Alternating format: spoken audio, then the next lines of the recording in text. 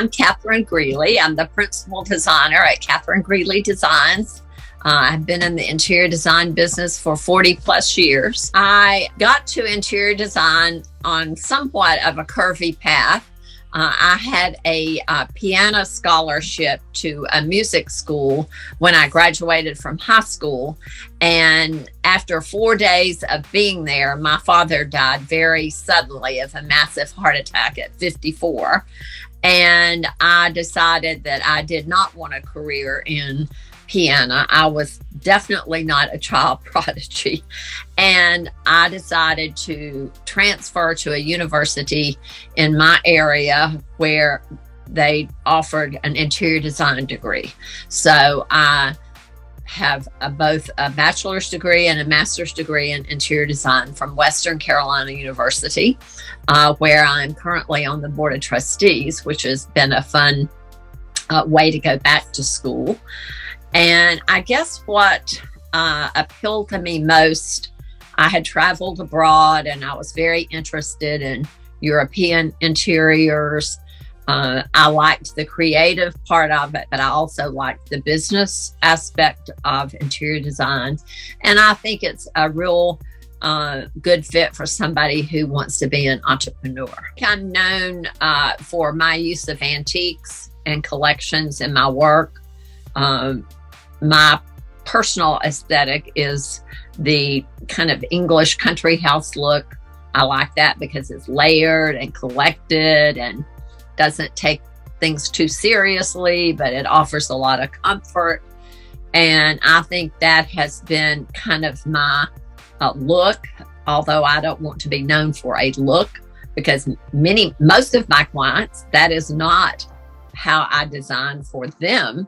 But I think that just mixing a lot of art and antiques has been a strong point for me. Using antiques are the ultimate green. If you are into green design, antiques are definitely a way to accomplish that. I think that you need to know the dealer, educate yourself if you're a client or if you're a designer on antiques. Buy the best you can afford. Try to buy things that are not damaged. And I always say, if you love a piece, it's always a good idea. My clientele is generally baby boomer ages. I do find that I am doing work for their children and grandchildren now, and that really does make you feel old. So that's pretty much the client. A lot of my clients, I am doing second homes because of the area that I live in and work in primarily. So that's pretty much my clientele base. I guess if I could have a dream client project, that might be a beautiful Georgian house in Northern Ireland.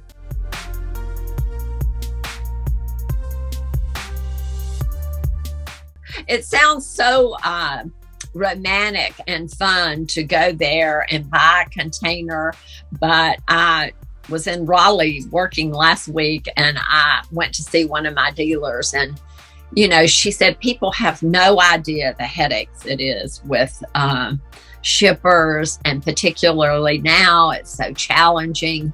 So as much as I would think I would like to do that, I really wouldn't. This dealer last week showed me this exquisite blue and white antique punch bowl. And she said she had spoken with the shipper and said, this is how this needs to be wrapped. This is how it needs to be packed. And when it got here, it was in 3 pieces. And it's sickening to me to think that antique has survived since the late, 1700s. And now it's in 3 pieces. That hurts my feelings.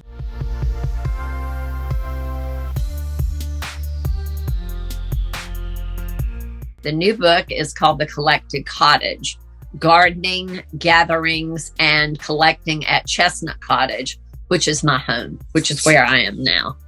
And it's divided by seasons. And in each season, there are gardening sections. There are sections on gatherings or entertaining events, and on highlighting certain collections that I've collected and curated through the years. My favorite collection is all of my blue and white porcelain. It is definitely takes center stage here, and some at my lake house also. But I have been collecting blue and white since I was in college. So it is my very favorite. It hangs on walls. It's in pieces of furniture. It's in lamps. It's in table linens, bed linens, and it all gets used.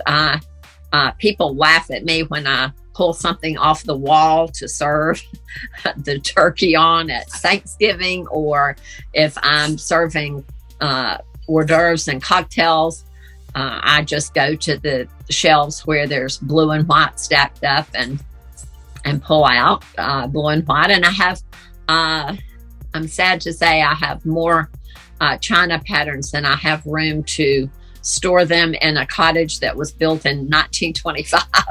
So they get rotated and used regularly.